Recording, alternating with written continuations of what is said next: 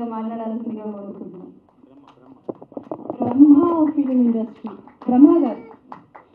CLN media ప్రేమికుడు ఒక చరిత్ర. ఆ చరిత్ర గురించి మళ్ళా చెప్పటం అంటే దానికి ఇంకా మనకు అర్థమే లేదు.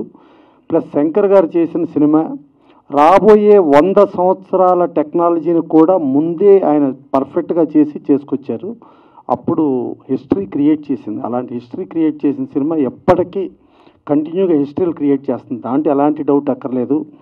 ఇక మా శోభారాణి గారు కానీ లేకపోతే వాళ్ళ అబ్బాయి కానీ చూసుకుంటే సూర్య సన్ ఆఫ్ కృష్ణన్ అప్పట్లో జ్ఞానవేల్ రాజా గారు ఆ సినిమా తీసుకొస్తే అప్పుడు శోభారాణి గారు రిలీజ్ చేశారు. అంత పెద్ద గొప్పగా ఆడలేదు. ఆ సినిమాని రీసెంట్గా రిలీజ్ చేస్తే డిస్ట్రిబ్యూటర్లో పాత నష్టాలను కూడా కవర్ చేసేసుకుని కొత్త లాభాలకు వెళ్ళినంత రేంజ్లో అతి పెద్ద హిట్ చేశారు. అంటే ఒక సూపర్ హిట్, ఒక సెన్సేషనల్ హిట్ని చేయటం కాదు, అప్పట్లో ఆడని సినిమాని ఇవాళ ఆడించే రేంజ్లో ఆవిడ ప్రమోషన్ చేయటం కానీ ఆయన్ని అద్భుతంగా చేశారు. అలాగే మురళీధర్ రెడ్డి గారు ఆయన ఎంటర్ అవటమే ఒక హిస్టరీ సినిమా, ఒక ప్రేమికుడు హిస్టరీ సినిమాతో ఆయన ఎంటర్ అయ్యారు. డెఫినెట్గా మళ్ళీ హిస్టరీ క్రియేట్ చేస్తారు. దీని గురించి చరిత్రల గురించి మనం చెప్పడం అనవసరం. ఇదే చరిత్రకు మళ్ళీ మనం చెప్పేది ఏంటి? అందుకని గ్యారంటీగా మీరు పెద్ద హిట్ కొడతారు. ఇంకా ఇది 1994లో వచ్చింది. యాక్చువల్గా మా ముప్పలనేని శివ గారు ఆయన మనకేందంటే భారతదేశంలో ప్రేమకు నిర్వచనం అంటే తాజ్మహల్.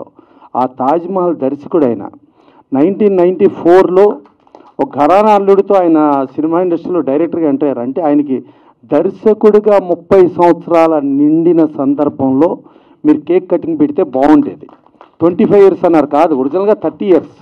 అది లెక్కేసుకోండి. ఇది కూడా 30 years యాజ్ ఇట్ ఈజ్. ప్రేమికుడు కూడా 30 years. ఇంకా సరే మురళీధర్ రెడ్డి గారు ఆయనకి వెనకమాల మా పురుషోత్తం రెడ్డి గారు ఆయన టీడీపీ అన్నారు. దీనికి మీ టీడీపీకి చాలా సెంటిమెంట్ ఉందండి. ఎట్టా సెంటిమెంట్ అంటే 1994లో ఈ సినిమా సెప్టెంబర్లో రిలీజ్ అయిందండి. అప్పుడు తెలుగుదేశం పార్టీ అపోజిషన్లో ఉందండి. రిలీజ్ అయిన తర్వాత డిసెంబర్లో 216 సీట్లు, 294 సీట్స్లో 216 సీట్లతో ప్రపంచం సృష్టించిందండి తెలుగుదేశం. అప్పుడు జస్ట్ పవర్లో ఉన్న కాంగ్రెస్ 26 సీట్లకు మాత్రమే పరిమితం అయిపోయిందండి. అదొక చరిత్ర ఆ రోజున. అలాంటిది మళ్ళీ ఏదో మీరు రిలీజ్ చేస్తున్నారు, మళ్ళీ ఏదో ఏప్రిల్ అంటున్నారు. వెనకమాల చూస్తూ ఉంటేనే మేలో ఎలక్షన్లు ఉన్నాయి.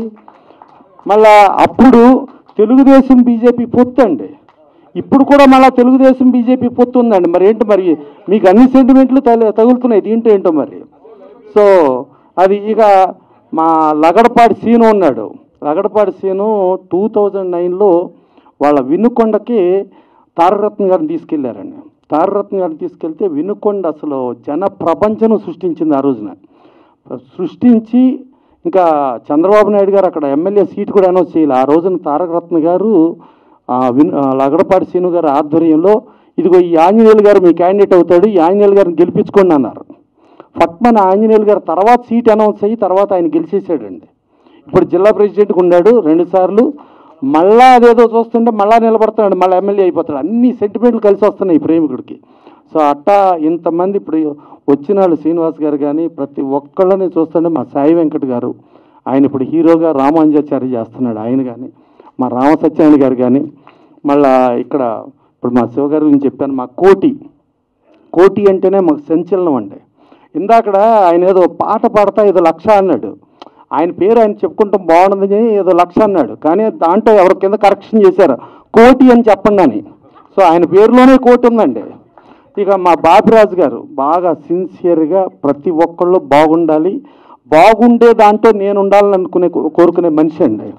ఇక మా శివనాగ్ గారు ఆయన ఒక రకమైన ఆయన చరిత్ర కృష్ణ గారితో కానించి మొన్న తారకరత్న గారితో దేవినేని సినిమా చేశారు. ఇప్పుడు నవరత్నాలు రిలీజ్కి రెడీగా ఉన్నాయి. ఇంతమంది ఆశీస్సులు ఇంతమంది ఉండి ముందు చూసుకుంటే నేను చూసిన దాంట్లో కెమెరాలు స్టాండుల్లో ఇది రికార్డ్ బ్రేక్ అండి. ఇన్ని కెమెరాలు ఇన్ని స్టాండులు నేను పెద్ద స్టార్ల సినిమాలో కూడా చూడలా. అంటే మరి ప్రేమికుడని ఆల్రెడీ అంత పెద్ద హిట్ అని చెప్పి వచ్చారు.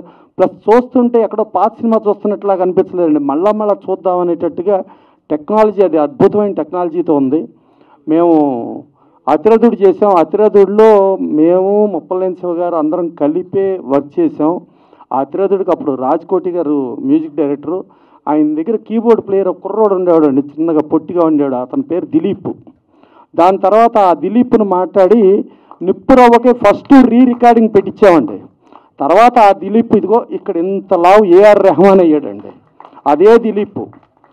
మా అతిరథుల్లో మేము ఒక తెలంగాణ స్లాంగ్ సాంగ్ రాపిచ్చి దాని నుంచి ట్యూన్ చేసి రికార్డింగ్ చేయించాం.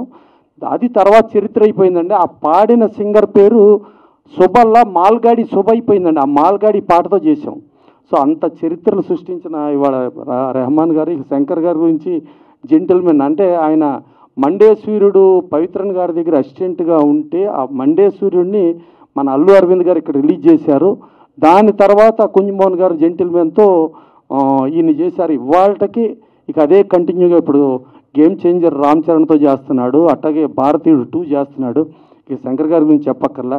ఇలాంటి చరిత్ర సినిమాకి ఎంట్రీ అవటమే మురళీధర్ రెడ్డి గారు ఈ సినిమా నుంచి అవుతూ, తర్వాత మన శోభా గారు అబ్బాయి బాగా డెడికేషను, ఒక మంచి హార్డ్ వర్కర్ అండి.